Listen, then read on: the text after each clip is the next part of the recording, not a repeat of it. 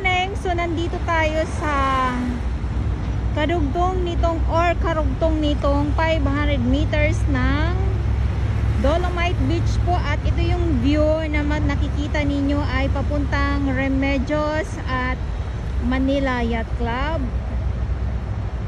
At ito naman po yung mga water lily. Talaga naman nangingibabaw ng gusto itong mga water lily ngayon. Good morning sa inyong lahat. Ngayon ay August 29, 2024.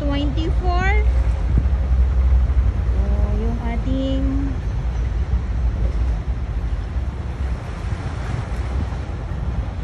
view.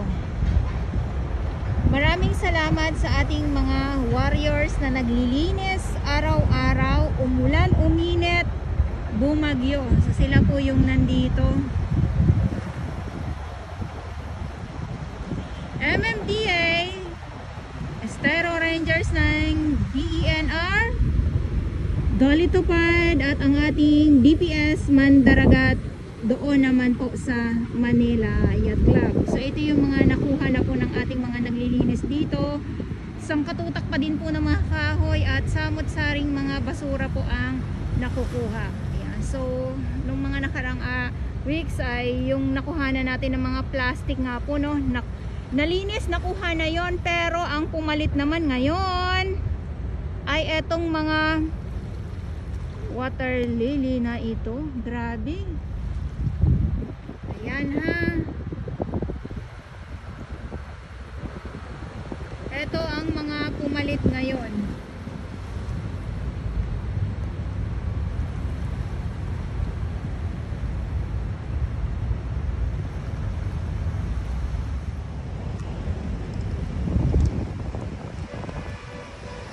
Lakad tayo dito sa unahan para naman ay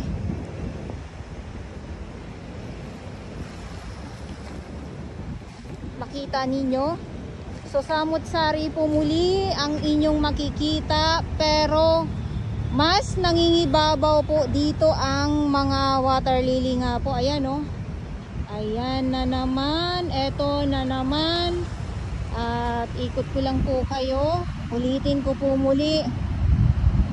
Nasa 500 meters tayo ng Dolomite Beach na kung saan naman talaga ay ang kabatuhan, grabe.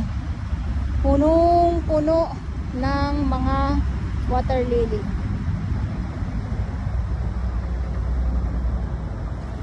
Iniikot ko po kayo ng gusto para makita ninyo. Magandang umaga Pilipinas at Manila Bay Dolomite Beach po tayo. Thursday. At pag Thursday nga po ay sarado po talaga ang Dolomite Beach po sa publiko.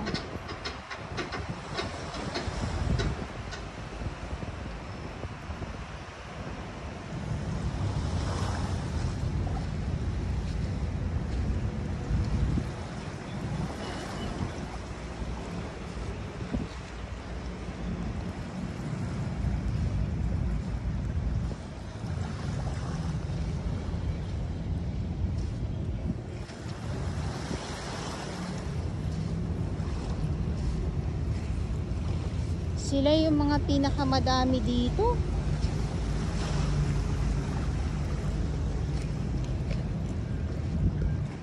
Ang ano ko dito, itong mga water lily na to, ang ano ko, saan sila nanggagaling, saan sila nagmumula. Kasi pag talaga pag ito ang sumalakay dito sa Dolomite Beach or dito sa Manila Bay, talagang grabe. Sangkatutak talaga yung makikita natin dito.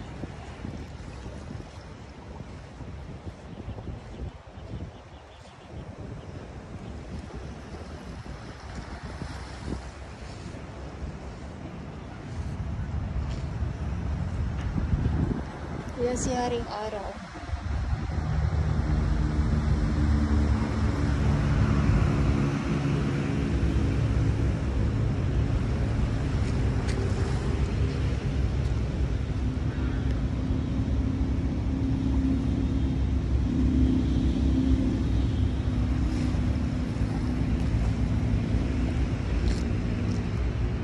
So kaninang umaga, no, umaga pa din po, mas maaga pa po, mga alas 8 ay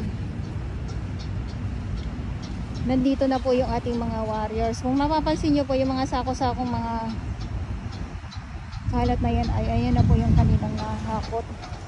Pero mayroon pa din po talaga naman, kasi dito sa laot andyan pa din, lumulusog pa din po sila. Ayan, andyan sila, oh.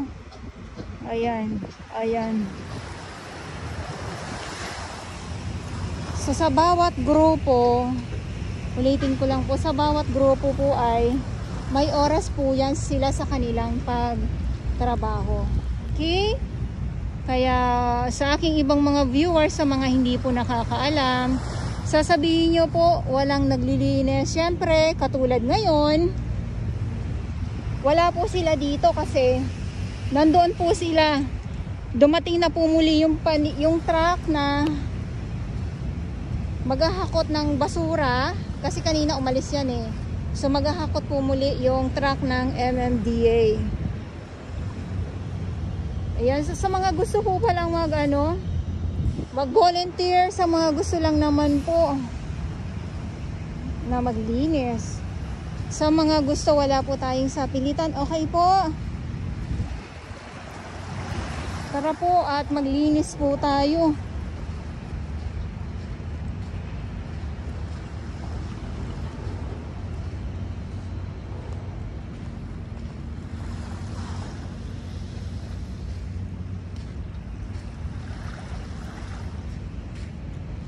Etong mga pala na to, etong mga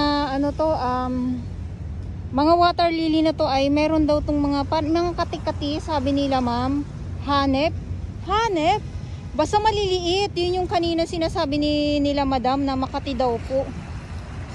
Okay, so dahil nga po sa samot-saring mga basura na naman po ang ating nakikita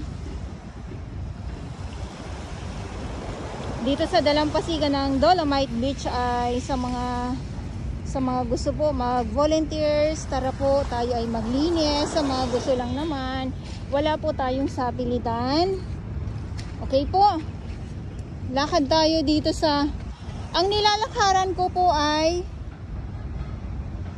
mga water lily na po. Ayan, oh, nandito tayo, naglalakad tayo sa sandamakmak na mga water lily dito sa dalampasigan. Grabe naman to.